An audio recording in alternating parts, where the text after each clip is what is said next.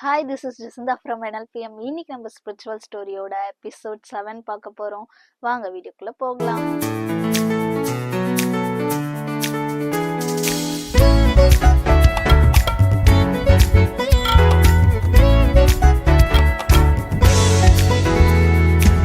ஒரு பெரிய குளத்துல ஒரு பெரிய மீனும் ஒரு சின்ன மீனும் வாழ்ந்துட்டு இருந்துச்சான்.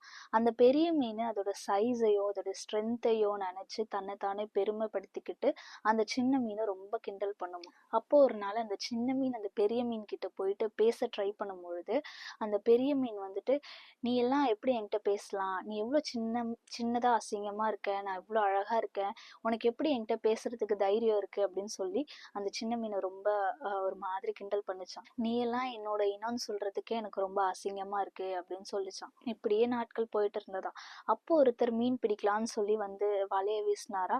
பார்த்தா நிறைய மீன் அந்த வலையில மாட்டிக்கிச்சான். அந்த வலையில இந்த சின்ன மீனும் பெரிய மீனும் மாட்டிக்கிச்சான். ஆனா இந்த சின்ன மீன் வந்துட்டு ரொம்ப குட்டியா இருக்கிறதுனால எப்படியோ கஷ்டப்பட்டு அந்த வலையில இருந்து தப்பிச்சு வந்துருச்சான். ஆனா இந்த பெரிய மீனால வரவே முடியலையா. ஸோ இதை பார்த்து இந்த சின்ன மீன் வந்து ரொம்ப கஷ்டப்பட்டுச்சான். கடைசியா அந்த மீன் பிடிக்கிறவர் எல்லா மீனையும் எடுத்துட்டு வந்து தரையில கொட்டினாராம். அந்த சின்ன மீனும் ரொம்ப ஆவலா இருந்துச்சாம், பெரிய மீன் வந்துரும் அப்படின்னு சொல்லி ரொம்ப ஆவலா இருந்துச்சாம். ஆனா அந்த பெரிய மீன் வந்து ரொம்ப பெருசா இருக்கிறதுனால அதால தப்பிக்க முடியலையா. அதனால அது இறந்துருச்சாம்.